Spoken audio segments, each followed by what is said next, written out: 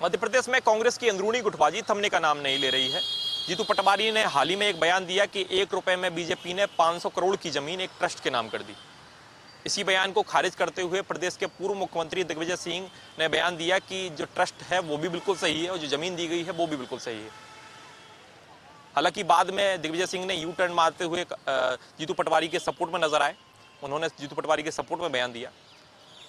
अगर इसी तारतम्य में देखें तो आज ग्वालियर में जिला कांग्रेस की कार्यकारिणी की सूची जारी हुई है। सूची जारी होने के बाद जो जिले के कार्यकर्ता हैं और जो शहर के कार्यकर्ता हैं उनमें नाराजगी नजर आ रही है। उनका कहना है कि जो बड़े नेता हैं और बड़े नेताओं के सपोर्टर हैं उनको बड़े पद दे दिए गए, जबकि लंबे समय से जो कांग्रेस में शहर स्तर पर काम कर रहे हैं उनको छोटे पद दे दिए गए हैं। पदों को बांटने में सीनियर और जूनियर का ख्याल नहीं रखा गया। पदों को केवल संबंधों के आधार पर बांट दिया गया है। इसी को लेकर काफी सारे जो इस्तीफों की सिलसिले शुरू हुए हैं। इसी तारतम्य में एक इस्तीफा सामने आ गया है। लतीफ खान, जिनको सचिव बनाया गया था, उनने अपना इस्तीफा दे दिया। इस्तीफे में लिखा उन्होंने कि मुझे किसी पद की लालसा नहीं है, मैं किसी पद के दायरे में रहकर ही ऐसा कांग्रेस के लिए काम करूं, ऐसा बिल्कुल नहीं। मैं कांग्रेस के लिए काम करता रहूंगा, लेकिन जो पद मुझे दिया गया है उस पर मैं आसीन नहीं रह सकता।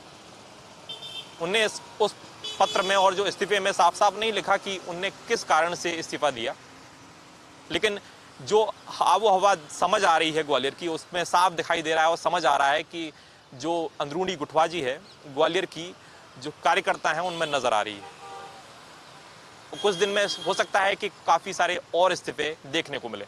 अगर ऐसा ही बना रहा तो कांग्रेस 4 कदम आगे चलेगी और इन सब कारणों से वो 10 कदम पीछे हो जाएगी। कांग्रेस को सीखना चाहिए अपनी हार से। जिस तरीके से लोकसभा में 29 की 29 सीटें बीजेपी के पाले में चली गईं, फिर भी कांग्रेस को समझ नहीं आ रहा है कि हमें एकजुट होकर काम करना चाहिए। ग्वालियर शहर में जो बड़े लीडर हैं उनके कार्यकर्ताओं को और उनके समर्थकों को उनके संबंधों के आधार पर पद दे देना, क्या ये सही है? ये सोचना चाहिए प्रदेश में जो बड़े स्तर पर जो कांग्रेस के लीडर बैठे हुए हैं उनको। राहुल गांधी भले ही कितने युवाओं को जोड़ लें, कितने ही मीटिंगें कर लें, कितने ही कार्यक्रम कर लें, लेकिन अगर कांग्रेस में अंदरूनी गुटबाजी बनी रहेगी और कांग्रेस में एकता नहीं रहेगी तो शायद कांग्रेस प्रदेश में और देश के लेवल पर कभी पनप ही ना पाए। आने वाला जो विधानसभा चुनाव होने वाला है वो चुनौती होगा कांग्रेस के लिए,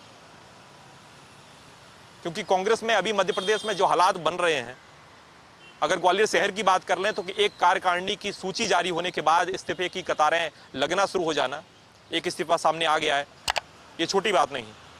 बाकी आप क्या सोचते हैं इस पूरी खबर के बारे में, हमें कमेंट सेक्शन में बताएं।